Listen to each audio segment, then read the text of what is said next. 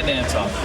Why dance-off? Because I feel like my fans are here and they want to see my personality and who I am. And you can go on YouTube and Google me and see me hit mitts all day. It's all over my Instagram. I want to do something fun where I get to actually interact with my fans.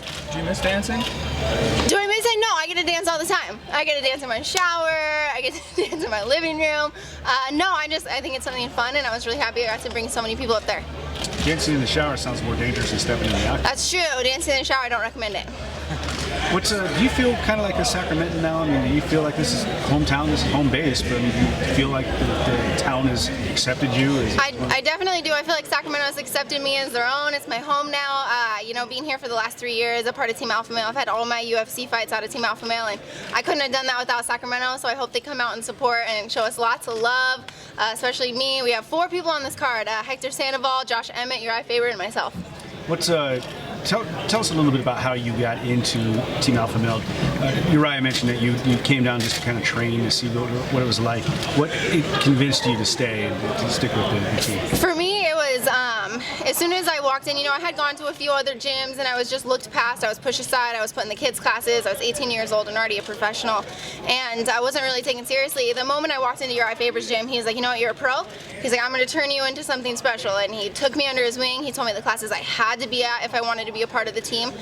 Once it took me like 3 or 4 months to really prove myself, and then he accepted me on Team Alpha Male, and since then he's really been the biggest contributor to my career. He's helped with a lot of my success. You mentioned a 13, 14-year-old boy started some stuff with you.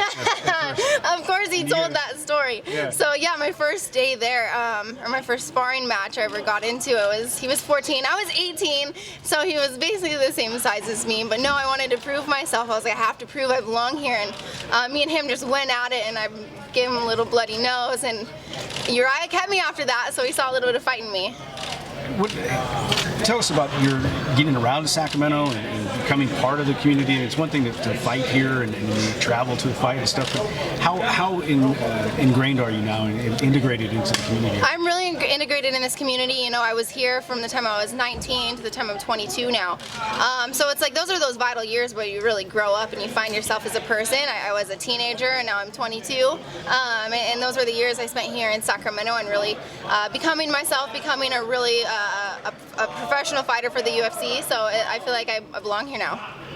Paige, your thoughts on this is Uriah's last fight and just it being here also, and you're the headliner, but this is a big moment for your whole team, it seems like. It's a huge moment for my team. I feel like it's extra special because it is Uriah Faber's last fight, and what a way to go out in front of Sacramento, his hometown. He's been here his entire life, and to have 3 other people on the card that he's created. We've all been at his gym for a very long time. Myself, Hector, and Josh, we've really been grown because of Uriah. So it's the perfect time for him to go out to see 3 of his rising stars on his show together.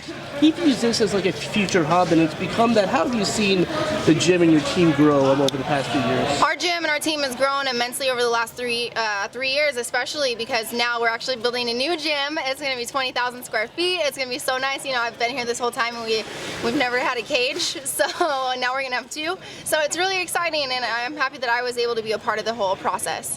How likely is it that your next thing outside of fighting is professional wrestling? You talked a little bit about it with Kevin, and you said they had an offer for you in August, but could we see you doing that before your next fight? Is that something? Who knows? Who knows? It seems like I get asked that a lot, so it seems like the people want me to do it sometime, and I would love to. It's an amazing organization. Of course, I take the challenge that's in front of me as the most important, so I'm going to go win this fight, and then after this, I'll decide what I'm doing from there, where I'm going, and if other opportunities arise, I'll go for those. And how serious were you when you talked about fighting Ronda Rousey at 125? Was that just something you were responding to? Oh yeah, of course. No, you know, it's TMZ. They came up to me and they asked for a matchup, and it's like, how many times am I going to get matched or asked that question before people realize we're in far different weight classes? So I tell people I want a fighter, and all of a sudden it's like the news of the year. So you know, I have nothing but love for Ronda. I really do. I really respect her for all that she's done, and I hope she has a successful return. And I'm also in the business. I'll fight anybody for the right amount of money.